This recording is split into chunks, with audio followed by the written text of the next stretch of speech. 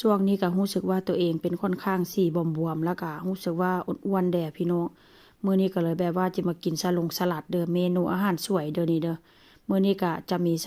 ลัดแล้วก็มีไข่ต้มแล้วก็จะมีสั่นคอหมูพี่น้องมื้อนี้ก็จะทอดใส่เกลือใส่พริกไทยแล้วก็ใส่กระเทียมเพราะว่าจะเฮ็ดออกสไตล์นี้มื้อนี้ก็ลูกผัวแบบว่า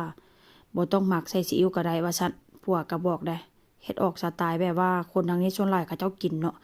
ข้าเจ้าจะใส่แค่พริกไทยกับกระเทียมแล้วก็เกลือ ถ้าหากว่าบางมือเนาะบางมือก็ใส่แค่พริกไทยบ่ใส่กระเทียมอย่างซี่นะ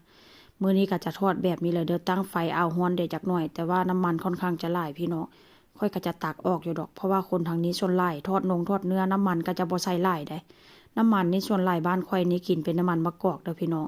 เพราะว่าหยังมันช่วยแบบว่าระบบเผาผลาญมันก็ดีหลายอย่างว่าเช่นซะ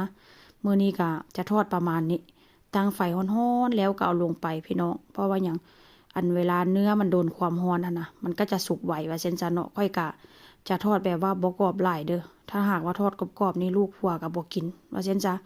มื้อนี้ค่อยกะบ่ฮู้ว่าสิกินบ่หรือบ่กินพี่น้องส่วนหลายช่วงนี้กะบ่ค่อยเห็นคลิปกินให้เบิ่งกันเพราะว่าหยังรู้สึกว่าตัวเองอ้วนหลายอะนะพี่น้องแนมเบิ่งกระจกแนมเบิ่งแว่นละโอ้ยส่องกระจกหุ่นคือเป็นแบบนี้ช่วงนี้กะ จะกินแบบว่าน้อยลงแล้วก็จะออกกำลังกายว่าเช่นซะมื้อนี้ก็จะมีทอดเนื้อแล้วก็จะมีทอดปิ้งหมูเด้อพี่น้องเด้อเพราะว่าหยัง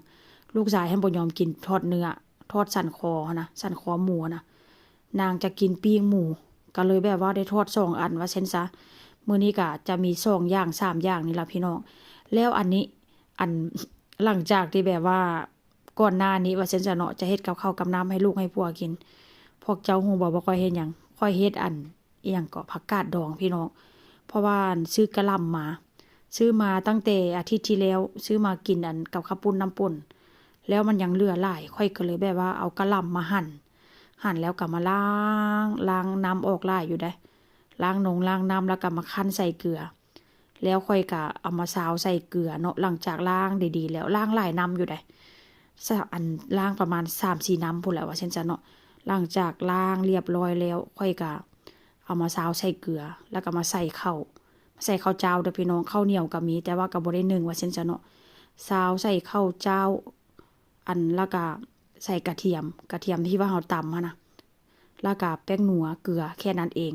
มื้อหน้าจิมาเฮ็ดวิธีจิมาบอกแล้วก็จิมาลงคลิปวิธีเฮ็ดให้เบิ่ง